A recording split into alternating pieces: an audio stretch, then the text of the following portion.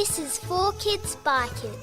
This is a story podcast made by kids for kids.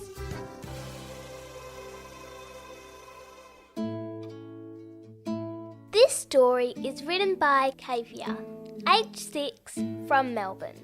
It's called My Birthday Present.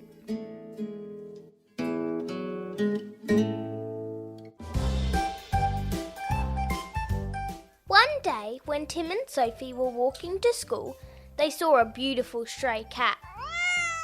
He was a little scared of them, but as they approached him, he realised they weren't going to hurt him and let them pet him. "He looks like he's hungry," said Sophie. She had a look in her lunchbox and pulled out a cracker and offered it to the cat. He gobbled it up greedily. Then she poured some water from her water bottle into the lid and let him have a drink. Then a thought popped up in their heads. Why don't we get a cat? That would be so fun.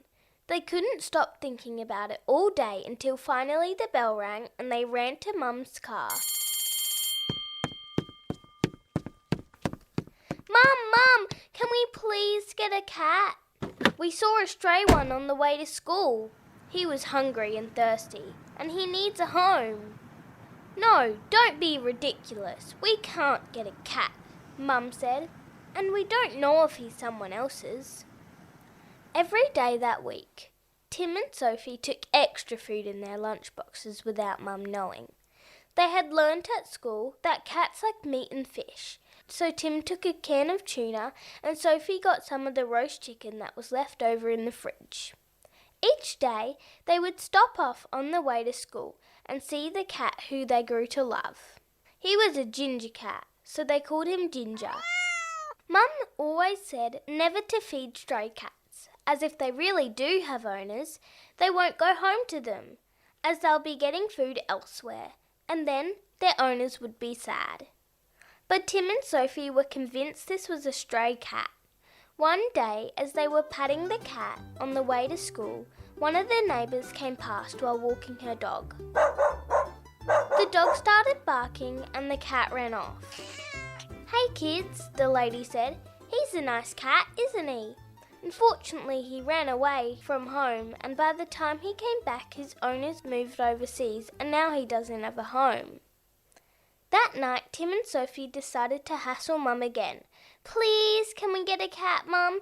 Please! The neighbour told us the family moved and he doesn't have a home. Please!" "Ugh," said Mum.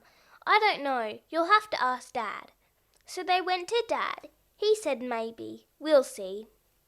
But that's what he always said, and they knew it meant no. They felt sad. They still stopped off to see the cat on the way to school each day. But then, one day, he was nowhere to be seen. He wasn't in the usual spot and didn't come over at the time when Tim and Sophie always came. Tim and Sophie spent a sad day at school wondering what had happened to the cat and was hoping he was okay. The next day, it was Sophie's birthday. Just like every other day, they got dressed and went to school. After school, they walked back home. She was so excited, surprised to see a present waiting for her with a beautiful gold ribbon on it. She opened it up. She was happy crying. It was the ginger cat! She was so happy and so in love with it. Mum and Dad had checked with the council and were allowed to adopt it. They gave him a bath and some food, and he was purring. He had green eyes and was shy, but they could tell he was happy to have a home and a family again. The best part, which no one else knew about, was it could speak. The end. If you want to submit a story, head online to 4kidsbykids.com.au. See you next time. A Podshape production. You'd think the best way to buy a mattress is after seeing it in a store, right?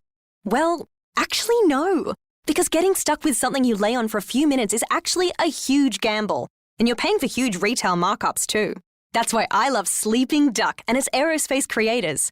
They built a high-quality mattress with a firmness adjustment system that allows you to perfect the comfort at home while you're actually sleeping on it. The Original One Choice's best mattress 3 years in a row.